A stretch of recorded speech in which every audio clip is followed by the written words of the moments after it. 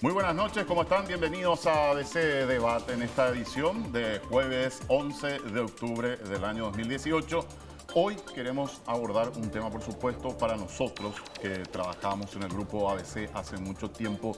Es muy importante, pero no solamente es importante para una empresa y para los compañeros de una persona que esta noche vamos a recordar, sino para toda la sociedad, y les vamos a explicar por qué. Antes, quiero saludar a mi compañero Marcos Cáceres, quien está nuevamente esta noche. ¿Qué tal, Marcos? ¿Cómo está? Buenas noches, Roberto. Sí, un suceso doloroso y creo que le abrió los ojos a mucha gente sobre una realidad que a veces queremos disimular, ¿verdad? Que no queremos ver, pero que está ahí. La violencia del narcotráfico, por supuesto, tiene larga historia en nuestro país. Pero la cara visible, grosera, abierta de la narcopolítica se ve pocas veces.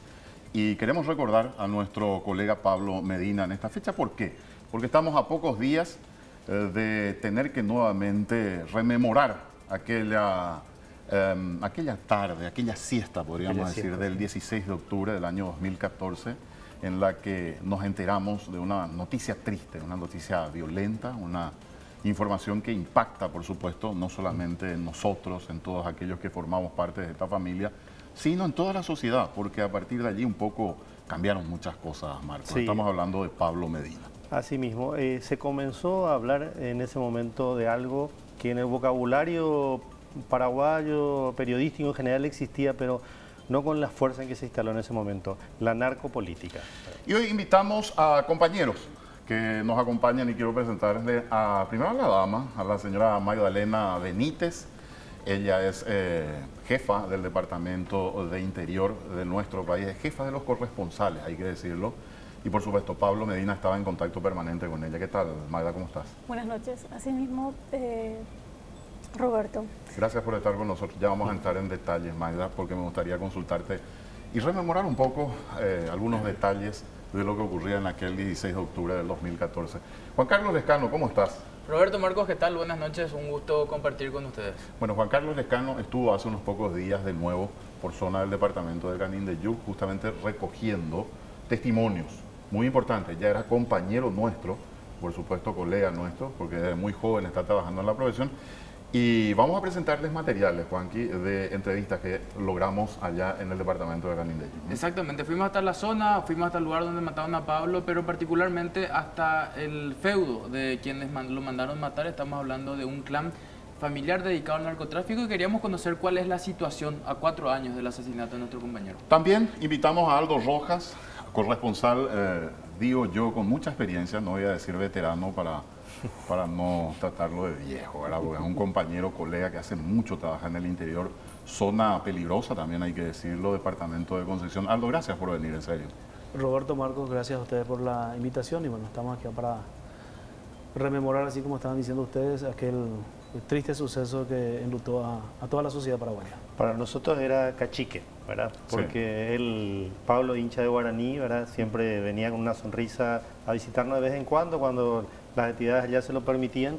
Y bueno, siempre con las bromas acerca de Guaraní. Y, bueno, cachique era para nosotros. Bueno, yo quiero empezar con un material, por favor, si me permiten. Juan Carlos Lescano entrevistó al padre de Pablo Medina. Quiero empezar con este material, esta historia tan triste para nosotros. El señor, el padre de Pablo Medina, también se llama Pablo Medina, por supuesto, y él nos cuenta un poco parte de la historia de nuestro compañero y con eso quiero disparar esta discusión que vamos a tener acá esta noche, porque no solamente vamos a rememorar esto, queremos hablar de la realidad actual. Escuchemos y veamos este material. Renuncian a Chirag. Manapa renunciata, na renunciamos hoy. Si hoy menos Pepe la Chereco, veo que ata Pepe como hombre. Afrontar, pela y decisión según Catui ha desaprobado la familia por el cual interés y trabajo. Y Catui se ha diferenciado, como papá acepta mantener, porque hay decisión pea. Hasta o cumplir la misión. como hombre. Consecuencia upea se envireco humano. Consecuencia upea. Porque uno sentí de huérfano, la Pablo, hijo mimado, amigo, dentro de la familia. No hay diferencia. Pero a él como hijo mayor, a él es solidario, vea dentro de la familia. Si a él mantiene un hachite, vea. Pisite. No fuera hoy más de 15 días a él la visita ya por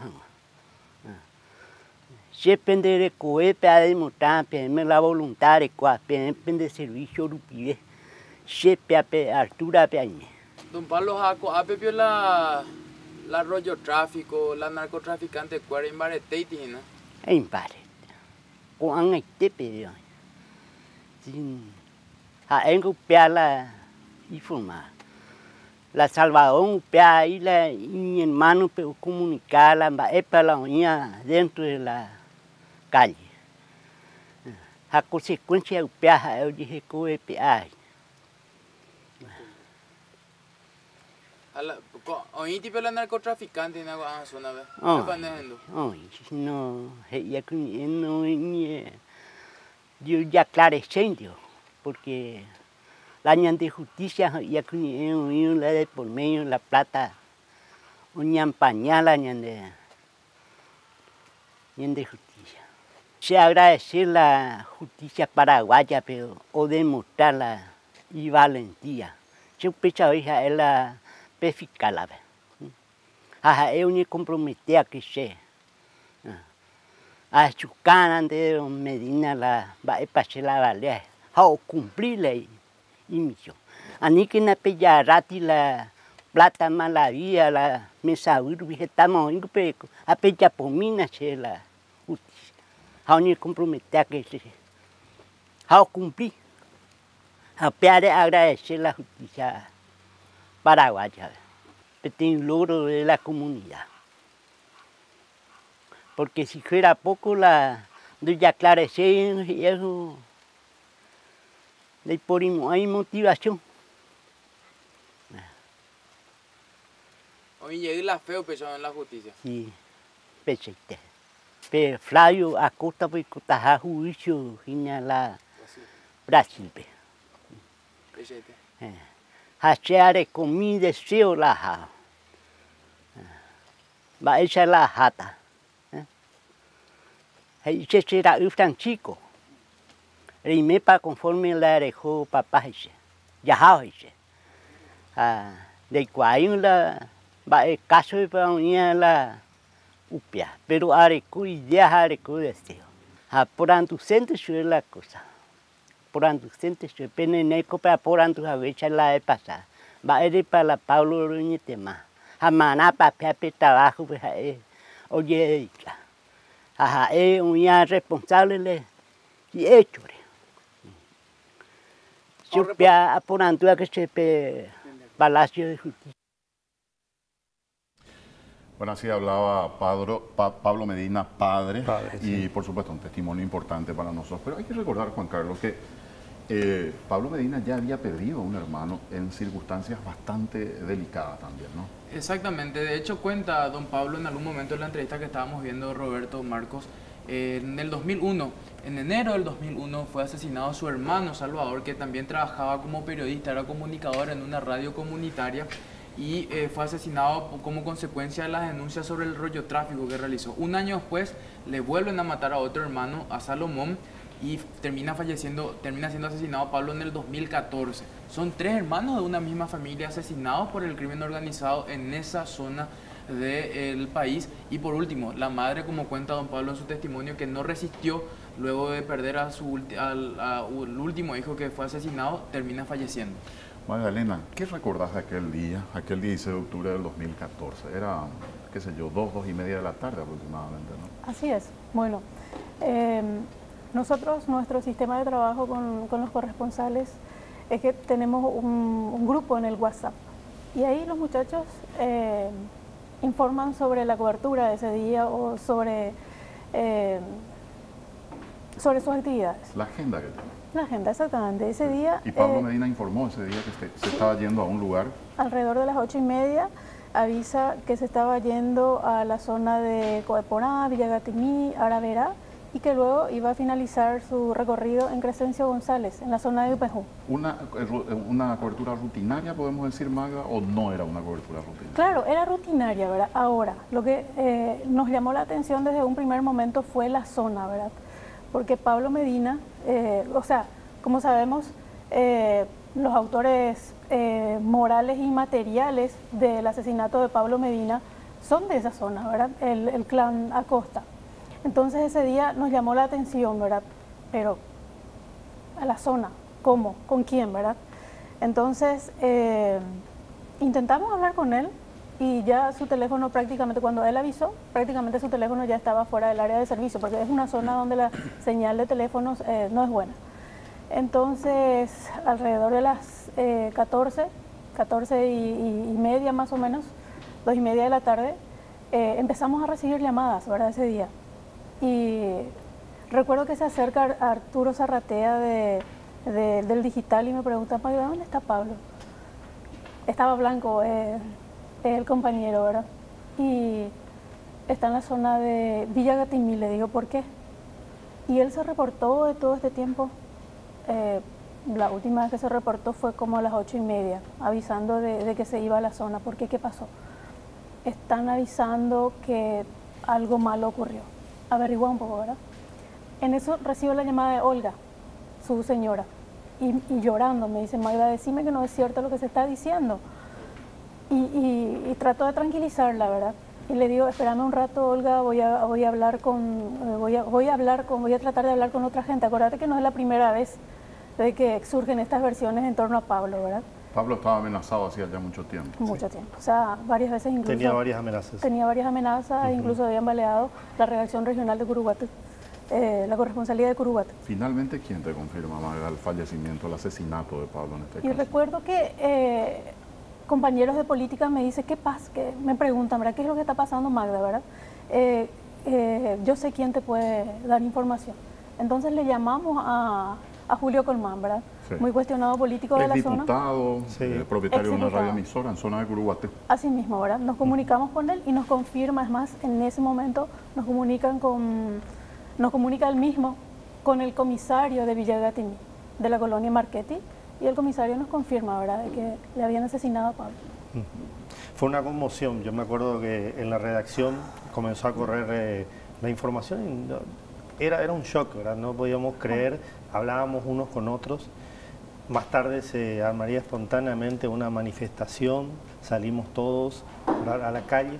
Era una cosa terrible. Revivimos lo que pasó con Santiago Leguizamón, pero mucho más fuerte. Quiero preguntarle a Aldo Rojas, compañero antiguo, ¿quién era Pablo Medina para nosotros, digamos, dentro de la redacción? ¿Cómo lo veían ustedes desde la corresponsalía, Aldo? Bueno, nosotros lo veíamos a él, bueno, en particular, ¿verdad? Y con los demás compañeros compartíamos con él en los encuentros anuales de corresponsales, y una persona muy jovial. Y en los grupos también siempre enviando bromas y irradiando siempre buena onda, como comúnmente se dice, ¿verdad? Y a mí me tocó la oportunidad de trabajar con él un año antes prácticamente de que lo asesinaran. Finales del 2013 él llega al departamento de Concepción. Estuvimos trabajando aproximadamente 3 o 4 meses, no recuerdo bien. En esa zona hicimos algunos trabajos juntos. Y ahí yo lo conocí un poco más, porque los encuentros entre corresponsales eran muy cortos, muy fugaz, ¿verdad? Entonces allí compartimos más y bueno, realmente me di cuenta que era un apasionado de lo que hacía. Yo siempre digo que y una de las anécdotas que recuerdo es que siempre él tenía todos sus equipos de trabajo en su vehículo. Siempre me llamó la atención eso. Y siempre comentábamos con él, tenía prácticamente todos los equipos de fotografía que otros corresponsales no teníamos, y bueno, era mi admiración eso. Y en una de las coberturas que nos tocó hacer fue justamente una detonación controlada de unos explosivos que se habían encontrado donde falleció el comisario Escurra en la zona de Orqueta, y para él no fue ningún impedimento que no nos dejaran entrar a la base en donde se estaba realizando ese procedimiento. Puso su camioneta en una zona en donde podía tener el ángulo para disparar. Se subió a la carrocería y empezó a disparar desde allí con la lente que tenía. Estaba preparadísimo. Estaba preparadísimo, sí, preparado siempre. Por eso yo digo que era un apasionado de lo que hacía.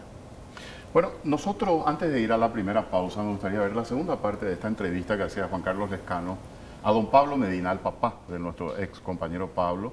Por supuesto, él habla de una realidad, que después vamos a hablar con Marcos, que es un especialista en temas políticos, pero él habla de la influencia política y judicial de Vilmar Neneco Acosta, el asesino intelectual de Pablo Medina, hoy preso, condenado en primera instancia. Sí. Él habla de esto y del por qué, dice él, muchos familiares siguen trabajando tranquilamente en la zona. Vemos esto y vamos a la pausa.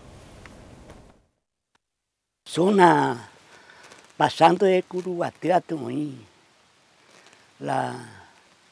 o respaldazo.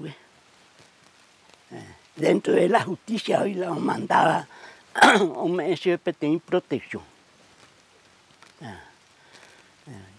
Porque si fuera poco, no protegía eso de la justicia peponía. Oye, ya ramamos. Cuando la política fuera la por y la janduche, pero dentro de Curuguatea ya hoy impacté más a favor. Dentro de Llagatimí, tanto de Guaira, completo, porque la narco es tucha, pero tiene mafia poderoso. Entonces estaban y colegas, mi arupivengo no ya raipia, oye protege, se agua, la ecuarire, se cae mete allá jugar. Tengo oportunidad por Yupipa y la CPC, 19, porque Pucuma hay proceso. Ojenui Pie Santa Quiñones Pe Fiscal, Ojenui la primer auxilio, uno geste la CPC y Cachepten. En el tranquilizado en Pablo dice, dentro de media hora ya lograta ya un impama dice. Porque llegué el proceso pepe. How pepe ni condenar o le a la sentencia pe Trinidad Celaya. A piache petin. La cual va a echar para la emocionar pepe. Emocionar porque si fuera poco ya pagamos H y leche. Se salud por momento, porque la peixe la hanoa y Pucuma.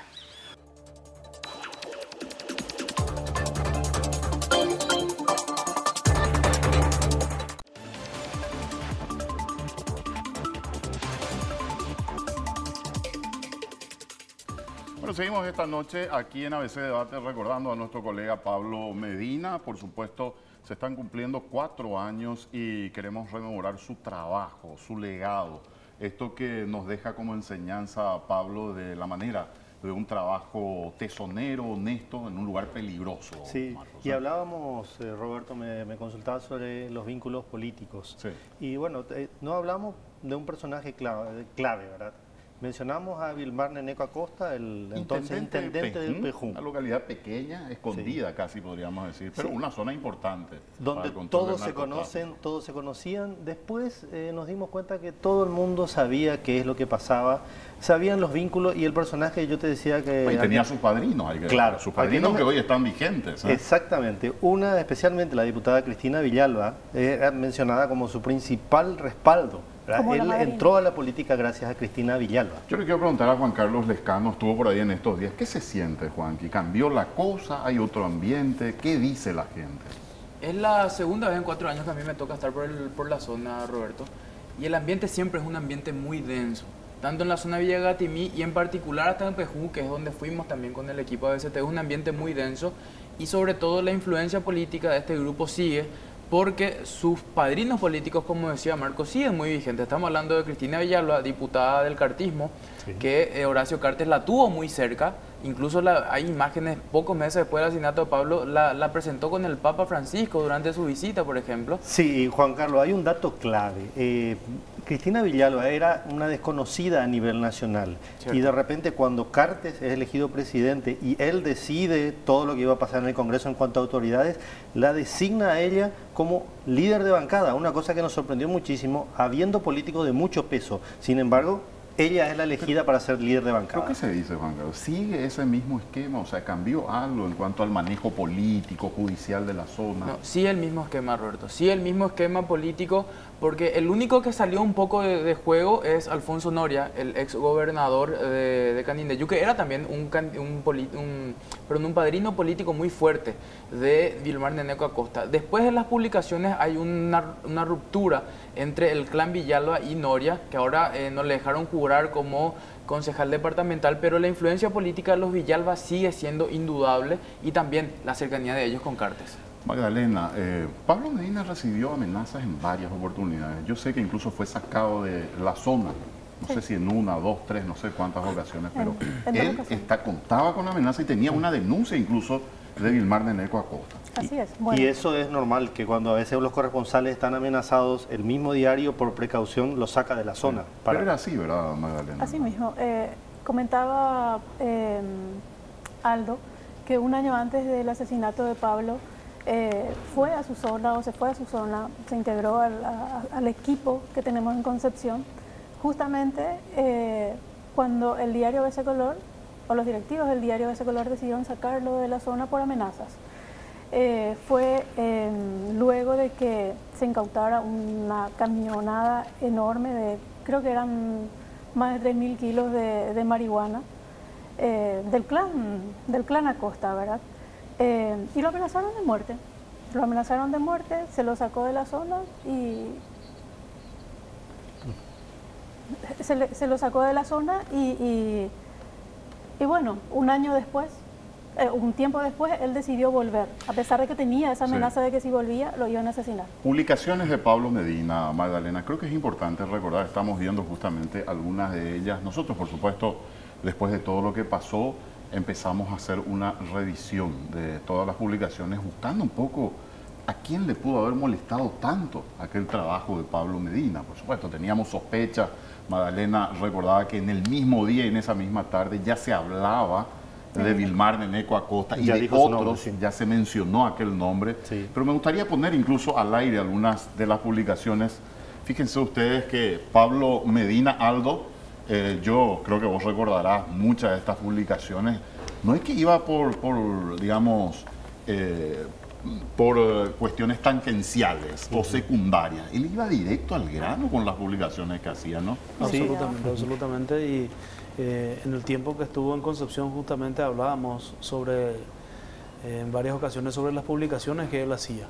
Y yo le cuestionaba justamente el tema de la manera en que él lo hacía por el tema de las garantías que pudiera existir en la zona principalmente para poder seguir publicando de esta manera. Yo le decía, por algo vos estás acá, vos estás en Concepción, no podés desarrollar tu trabajo en Curuguatí, precisamente porque no hay garantías y este tipo de publicaciones te llevó a esto.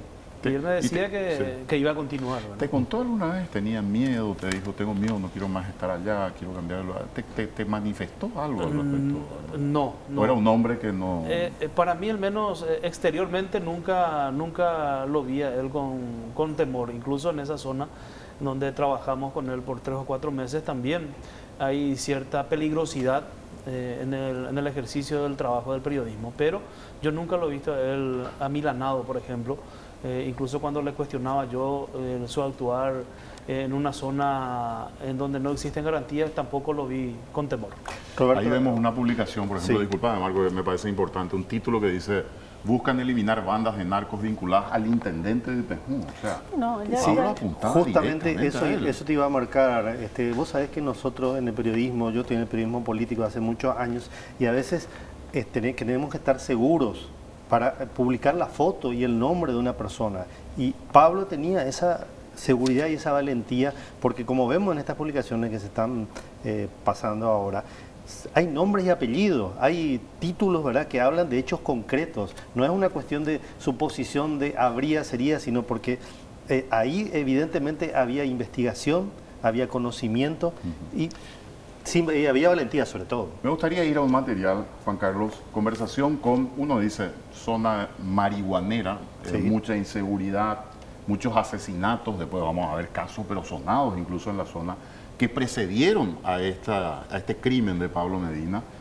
Hablaste, Juan Carlos, con responsable de una comisaría allá en la zona. Exactamente, hablamos con el responsable, el jefe de la comisaría sexta, que es la comisaría de Pejún. Te pregunto, Roberto, ¿cuántos policías pensás que tiene que haber en una ciudad así? No tengo idea porque no conozco Tiene que el haber lugar exacto. ¿no? 30, 40 policías mínimo. 10 Vamos pol- a ver. Le- ¿Cuántos? le- 10. Vamos a dejar que cuente. ¿Qué? Habla el subcomisario Mario Núñez, el jefe de la comisaría sexta de Ipejún. Entre 11. Un oficial superior, oficial jefe y un oficial subalterno y los restos son suboficiales. Y nosotros trabajamos bien acá. Los personales que están libres se va viernes al mediodía y regresan lunes. Y no partimos, si es fin de semana libre, un grupo estamos 6 y otro grupo estamos 5. Hace 2 meses que estoy acá como encargado de la seguridad, como jefe de comisaría acá en la ciudad de Ipejún. Y en esos 2 meses lo que recibimos más son la denuncia del tema de 1600, problema familiar.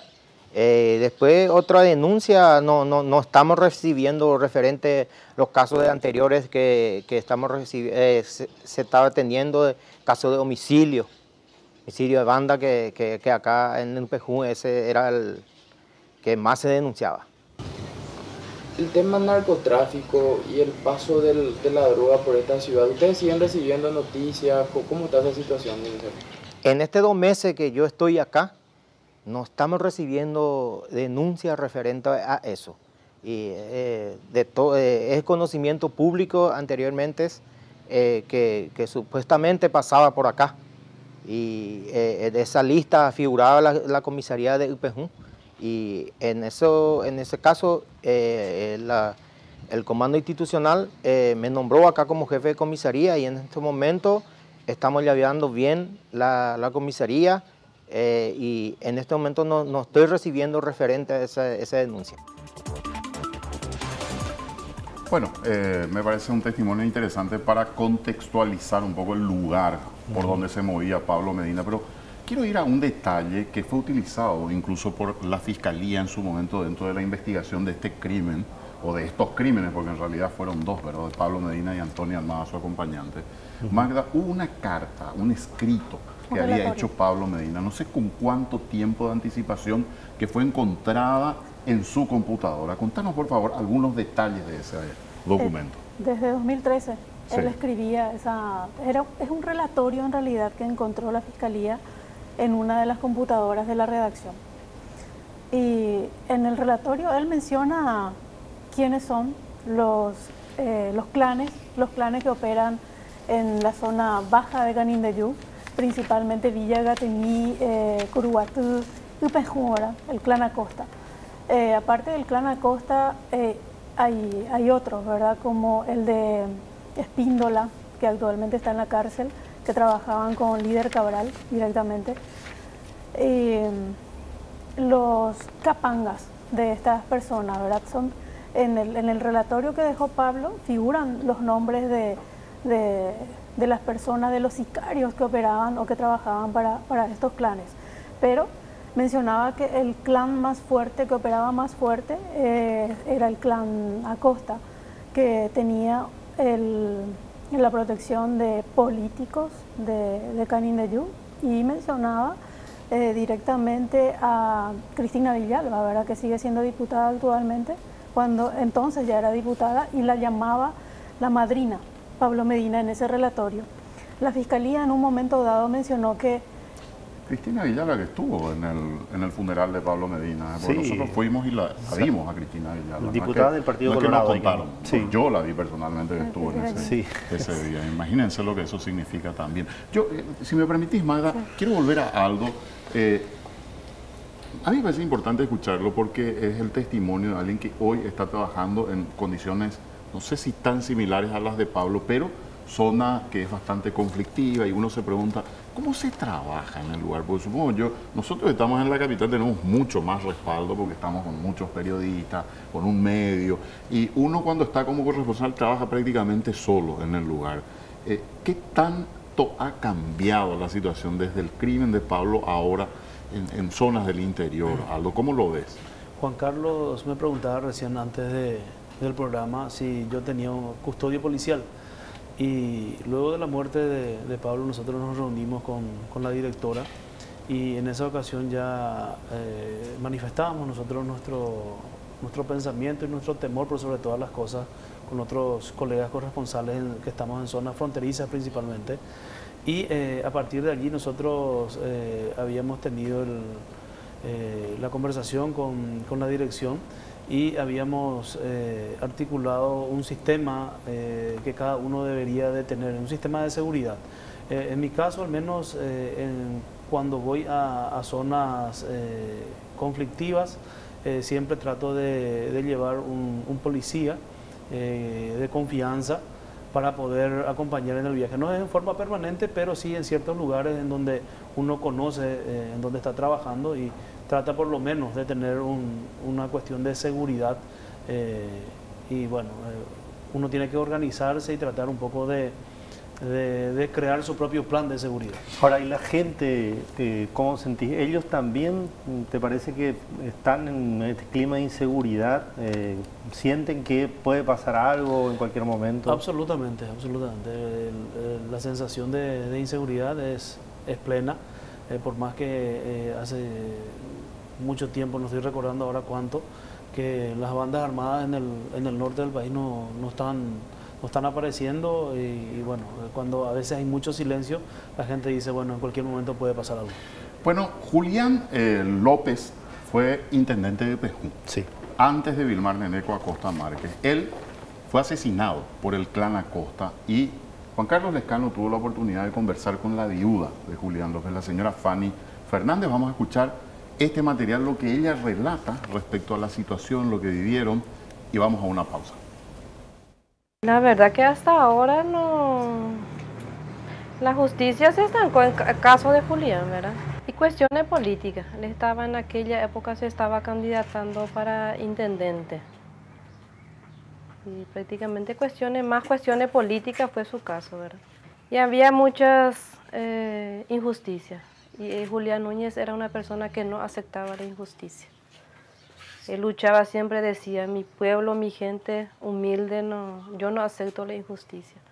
Entonces había muchas injusticias de parte de las autoridades en aquella época, ¿verdad? Y la verdad que estábamos mejorando un poco.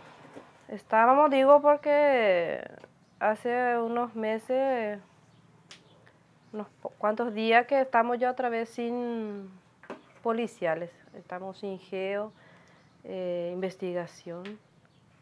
Y entonces yo como familia de víctima, ¿verdad? Es preocupante porque hay mucha inseguridad ya otra vez. Y estamos en la frontera, no se puede, necesitamos acá de resguardo, más de resguardo policial. Nunca terminó la inseguridad. ¿La violencia también? Ese mejoró un poco. Como te digo, estábamos mejorando un poco, pero ahora totalmente otra vez estamos abandonados.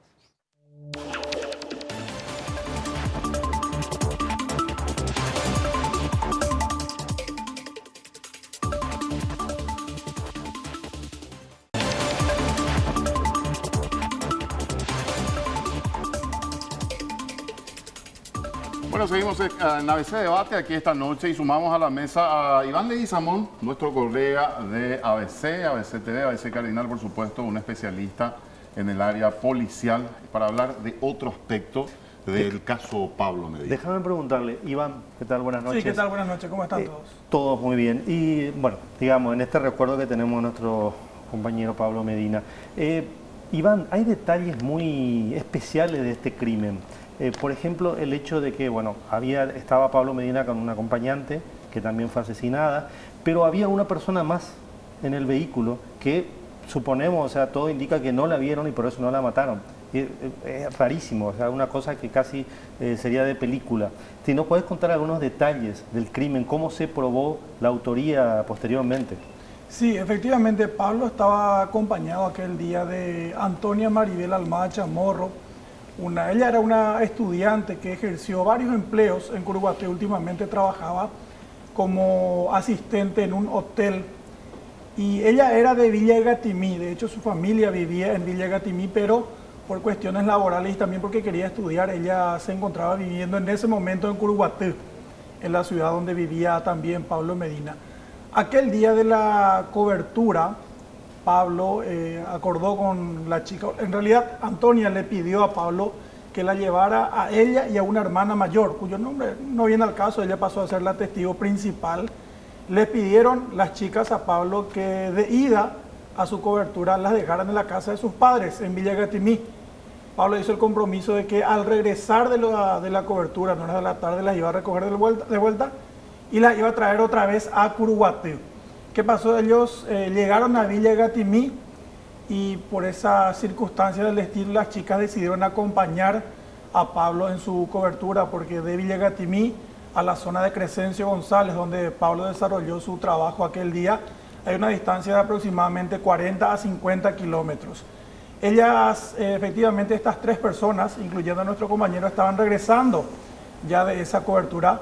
Les faltaba 55 kilómetros para llegar a su destino, que era Curuguaté, hasta que fueron interceptadas las tres personas en un camino rural de la colonia Itanaramí, exactamente 11 kilómetros antes de llegar al centro de Villa Gatimí. Los autores fueron Wilson Acosta Márquez, quien ahora tiene 47 años de edad, es el único prófugo, y el sobrino de este, Flavio Acosta Riveros, de 32 años, quien está preso en Brasil aguardando su juicio.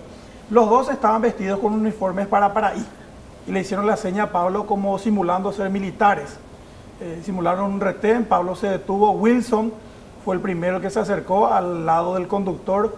En guaraní le preguntó, ¿dónde hay con la Pablo Medina?, le dijo. Y cuando Pablo atinó a responder que sí, directamente Wilson abrió fuego con una escopeta calibre 12.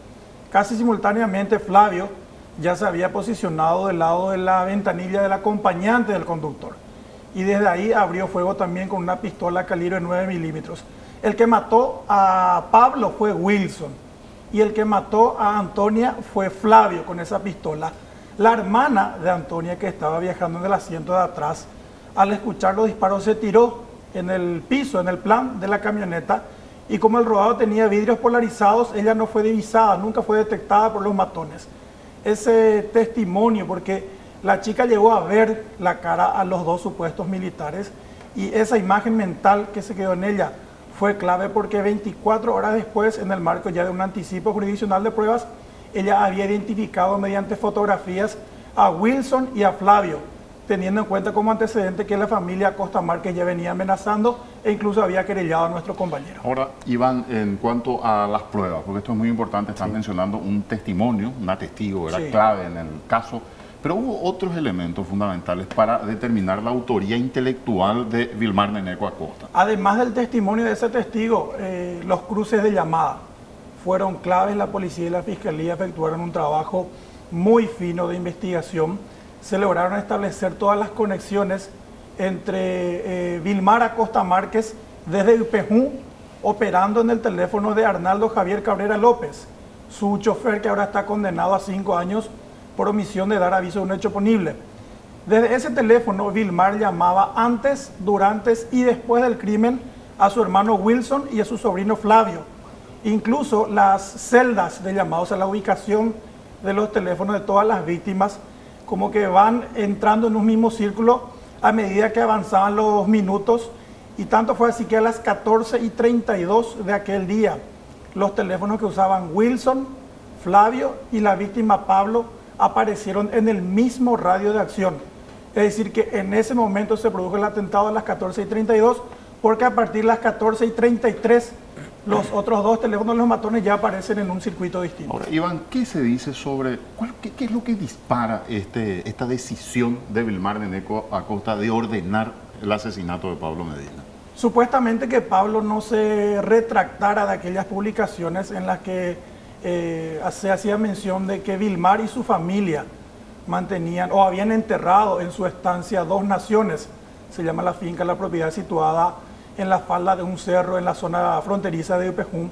Pablo había publicado ya por el año 2011 acerca de varias ejecuciones que nunca se aclararon y que supuestamente algunos restos óseos estaban enterrados en la estancia de la familia Acosta. Esas publicaciones motivaron la intervención de la policía y de la fiscalía. Don Vidal, el padre de Vilmar, y este último también, terminaron presos en la cárcel de Coronel Oviedo.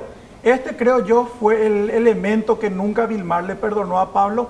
Además de las constantes publicaciones, también hubo luego una matanza de una facción de marihuaneros a la que aparentemente el propio Vilmar había mandado a eliminar por medio de su hermano Wilson, quien era el sicario ejecutor de todas las operaciones. Esos dos elementos aparentemente fueron los que detonaron el crimen. Iván, posteriormente hablaste de llamadas telefónicas. Una conversación que mantiene Vilmar Acosta con la diputada entonces colorada Cristina Villalba también se usó como elemento. Él habló por más de 8 minutos con la diputada, donde ella después dijo que lo que le recomendó es que se entregara, pero en realidad nunca se supo bien qué es lo que hablaron. Pero el vínculo ahí quedó probado de que ese tema de que él era la madrina de Vilmar Neneco Acosta. Sí, de hecho, al día siguiente del crimen, el crimen ocurrió el 16 y los primeros allanamientos se efectuaron el 21 de octubre de aquel año. Aquella vez se encontraron ya, por ejemplo, en la casa de Vilmar fotos de con el entonces gobernador Alfonso Noria y con la diputada Cristina Villalba, farreando en la casa de Vilmar. La llamada que le hace Vilmar a Cristina Villalba se produjo en los días posteriores, sí, ya cuando Vilmar se enteró de que era señalado el crimen. Las llamadas nunca fueron grabadas, no hay ninguna llamada grabada. Lo que la Fiscalía usó como elemento de conexión son precisamente esas conexiones que sí se hicieron, esas llamadas que se ejecutaron. Bueno, quiero ir a Juan Carlos Lescano para que nos cuente. Habló con un concejal municipal allá en la zona de Upejún. Exactamente, Roberto. Hablamos con el concejal Catalino, él es del Partido Demócrata Progresista, es un concejal... Catalino Cardoso, gracias. Es concejal opositor hay que recordar, Emigdio Morel es el intendente, él era muy cercano a Vilmar Neneco Acosta Márquez en su momento y cuenta en esta primera parte de Catalino Cardoso que la violencia sigue, que se sienten abandonados y también que todavía hay muchos homicidios en esa zona del país. Vamos al siguiente material y después vamos a una pausa. Hay muchas situaciones. En cuanto a la seguridad, principalmente, hay momentos en que nos sentimos tranquilos, momentos que nos sentimos tranquilos y momentos que muchas veces nos sentimos abandonados también por la seguridad. Y principalmente familias que son de escasos recursos, familias que no se escuchan, que no tienen eco en algunas instituciones en cuanto a la seguridad. Hay inseguridad porque muchas veces no se dicen o se tapan algunas situaciones que no son reales, ¿verdad? Y muchas veces, especialmente la parte de la seguridad, la policial que trabajan, que se dicen que son de investigaciones, por ejemplo, deberían hacer más su trabajo en cuanto a la investigación, ¿verdad? Porque hay cosas que por temor a la represalia muchas veces no se quieren decir, no se quieren poner las caras y decir así públicamente. Pero para eso están ellos, ¿verdad? Pero muchas veces no cumple también su función, su rol como se debe. Se dedica a otro trabajo, especialmente que ustedes seguramente sabrán, ¿verdad? Especialmente en la zona fronteriza. ¿Qué hay? Hubo homicidio.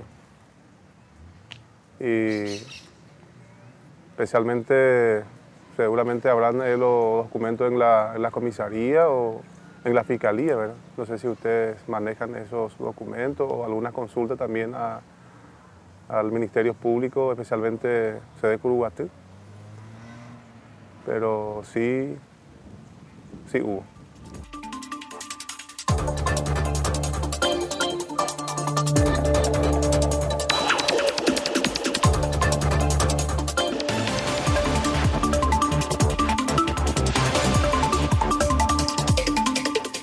Una cuestión que estábamos hablando acá durante el corte es si ha cambiado algo en cuanto a el control de la zona por parte del narcotráfico. Hablamos del departamento de Canindeyú, hablamos de Ipenjú, una pequeña localidad, pero lo que nos contaba Iván también es que no solamente allí en esa localidad, sino varias zonas del departamento prácticamente están infestadas de marihuana. Yo tengo entendido que sigue siendo así. Pero, Juan Carlos, vos hablaste con el concejal y le, preguntaste también sobre ese tema puntual, ¿no? Le preguntamos si el narcotráfico sigue en la zona, si su influencia es fuerte, y una pregunta clave que le hicimos, Roberto, creo yo, para adelantarle a la gente. ¿Qué tan fuerte es la influencia económica del narcotráfico y cuánta parte de la población depende de este negocio? Y realmente nos quedamos sorprendidos con lo que nos contaba. Vamos a ver lo que nos decía Catalino Cardoso, concejal municipal de Ipenjú. Sí, yo digo que sí, ¿verdad? Hay una influencia, pero también tenemos que mirar un poco y abrir las pantallas porque acá no hay una contrapartida de parte del gobierno central, no hay una alternativa para que la ciudadanía o los que se dedican a eso, ¿verdad?, puedan dejar y trabajar en otro trabajo lícito. Lastimosamente sí hay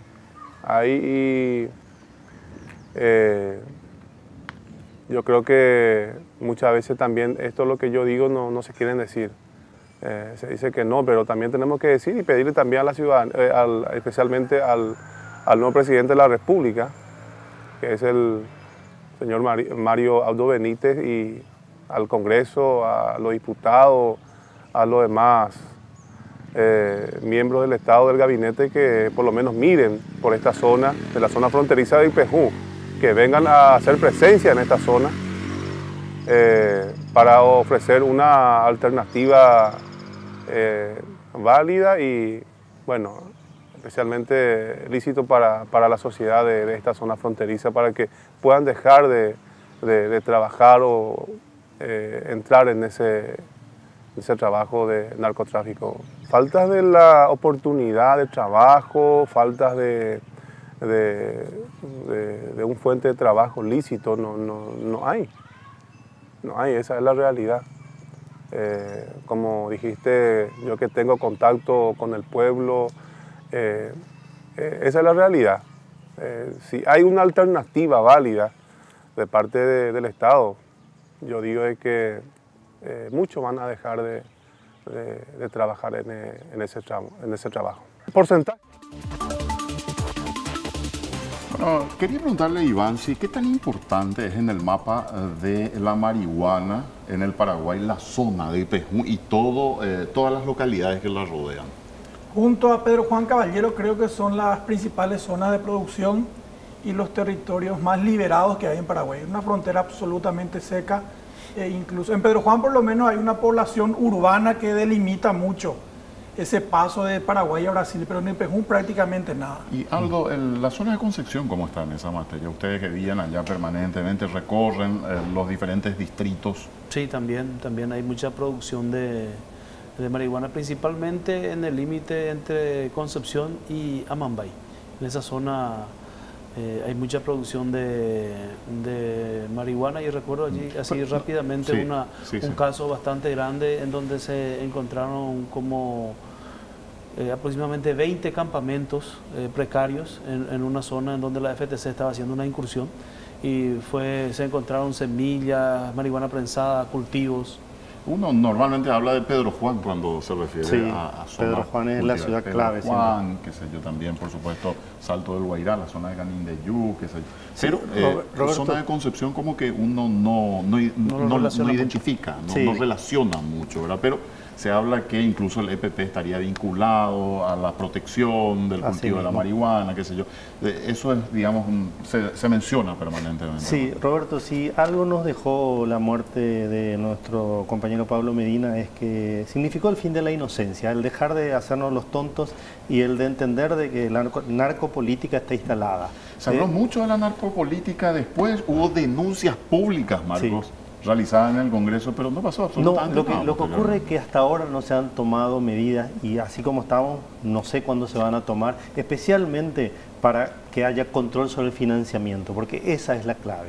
Mientras no haya un control de financiamiento de las campañas políticas, cómo llegan algunos personajes importantes al Congreso, vamos a seguir haciéndonos como que es un problema que lo vemos como una cosa de la televisión, del cine, pero que en realidad está profundamente ya instalada en nuestra sociedad. Bueno, lastimosamente se nos acabó el tiempo. Quiero agradecer a Magdalena Benítez, a Juan Carlos Lescano, Aldo Rojas y a todos los corresponsales de ABC, por supuesto, en la persona de Aldo, de Magdalena, que es la jefa, y a Iván, por supuesto, que nos acompañó también en estos dos últimos bloques. Marco, tenemos que despedirnos. Nos despedimos y muchas gracias a todos los televidentes. Bueno, y este homenaje breve que hicimos a Pablo Medina, un hombre que nos ha dado un gran ejemplo de trabajo, de honestidad, de dedicación, de compromiso con la sociedad, porque esto es muy importante, que puso en riesgo y tuvo que perder la vida, cumpliendo con su obligación. Así es que un recordatorio en el próximo 16 de octubre a Pablo Medina para recordarlo y para que tengamos en cuenta que todavía hay muchas cosas por hacer en nuestro país,